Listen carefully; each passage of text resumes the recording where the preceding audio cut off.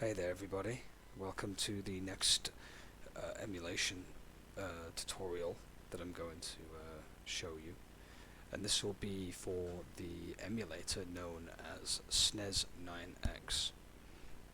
I'll put a link in the description where you can obtain this, as well as a link to the vault of games that you can go to. So I'm going to quickly show you the features and what this emulator is pretty much capable of. It's pretty much a step up from Snes, in my opinion. It's, to be fair, a lot of the other emulators I've shown you just now, which is Visual Boy and Snes and the Snes one that I'm about to show you, they're pretty much very similar in how they function. So, whoops. So when I usually start it up, it's usually a small screen like this. Of course, I was testing something in big screen earlier, so I obviously maximized it. So Snes has a lot of functions on it, a lot of interesting functions.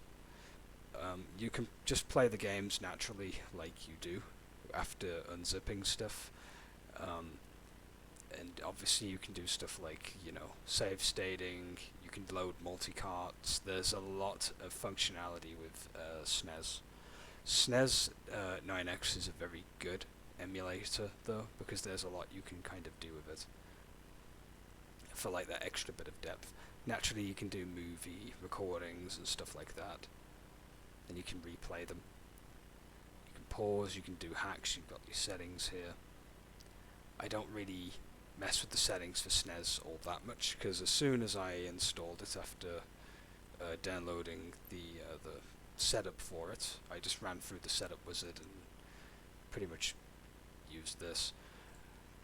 You can also customize your gamepad and stuff like that.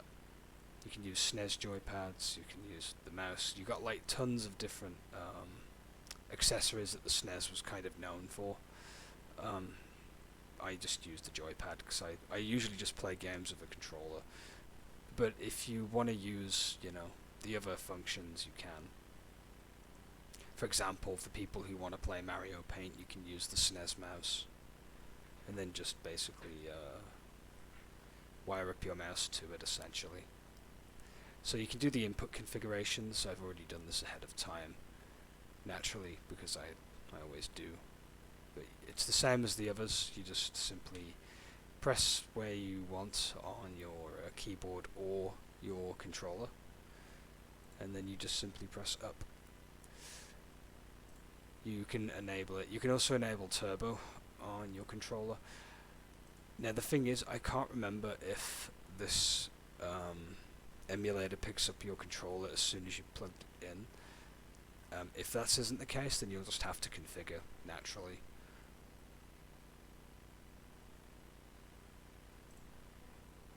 Next is your sound. You've got your playback rates, your buffer lengths. This is all stuff that I left standardly. You can also have the sound synced. If you're having problems running this for whatever reason, you can unsync the sound, which could help.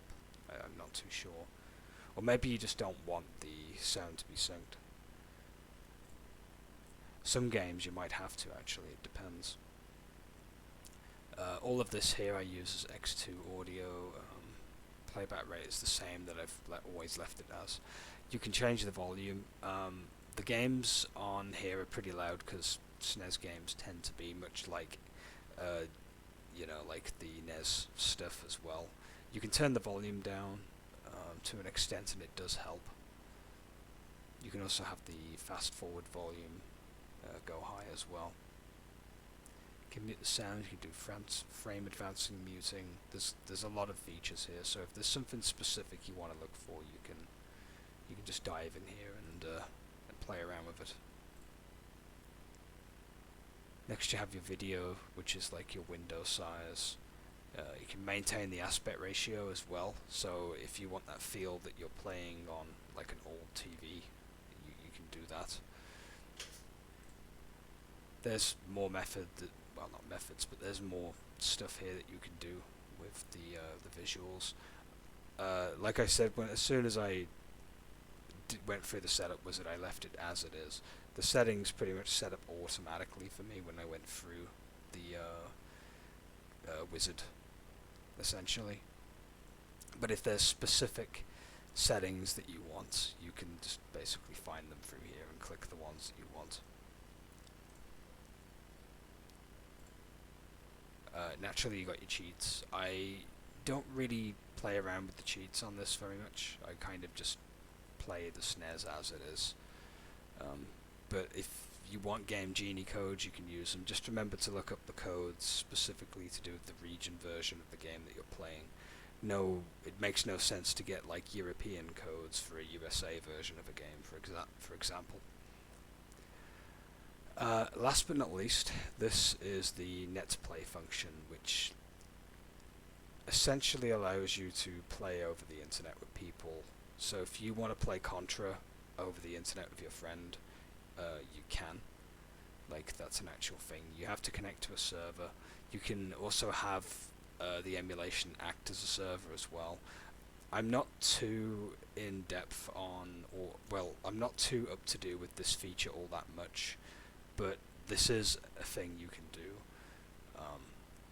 If you click on the options, it'll tell you more and stuff like that. I'm not going to click that now because it might show a few personal things to my internet and stuff like that. So, you know, but if you want to connect to someone's computer and play Contra with them, not just Contra, but if you want to play any SNES game over the internet, you can do that.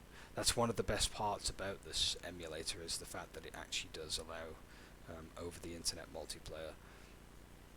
It's best that you set up with somebody over Discord if you're going to be playing over the internet with this.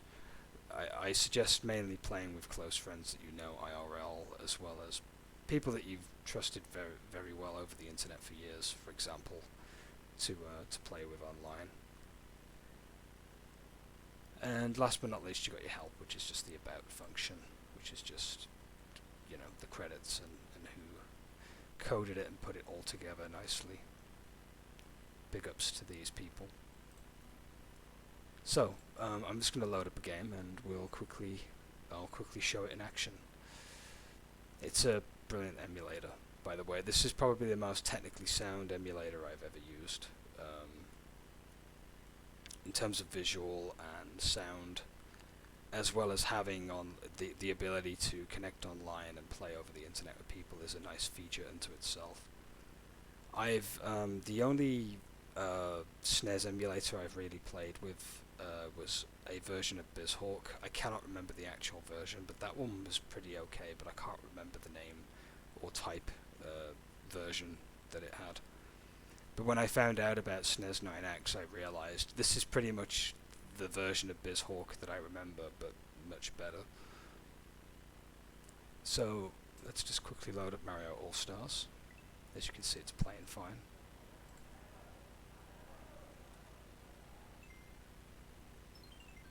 So we do our level 1 demo like we always do. May as well, why not? Also, this is probably my favorite version of Mario, actually, because you get, you know, like 4 good Mario games on here. And the best part is the sprite work has all been redone, you know. It's a nice little package, as it were. Let's just quickly pick this file, because we can. See how beautiful does this look. I've always enjoyed it. My controller buttons definitely need to be remapped a little bit.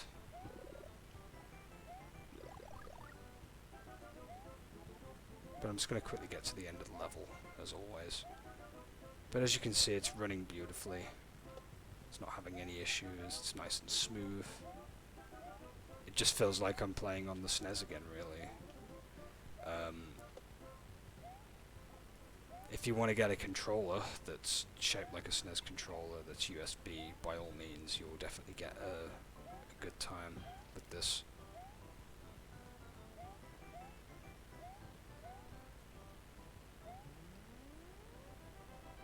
There we go. Completed my first level. I'm not going to play any more of this. because it is addicting. It's a great game though. We've got to see him go in the pipe. We'll do that. Okay, that's enough. Naturally, of course, you can close the. You can reset, I should say. I don't think there's a close function actually. Doesn't really matter all that much. You can just load a game up right from here. I've got quite a few SNES games, to be fair. I grew up with the SNES back in the day when I was a youngster. Let's play the game that started it all for me. This isn't the Mario Kart that I played first, by the way. This one is very loud.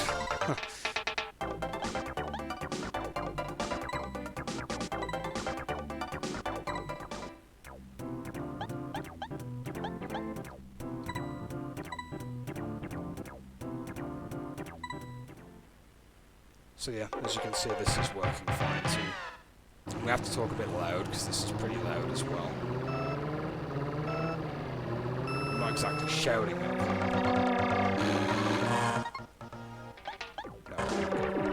but yeah, as you can see, it's good old Mario Kart on the SNES. This isn't my first Mario Kart actually, but I got to play down the line when it was put on eShop.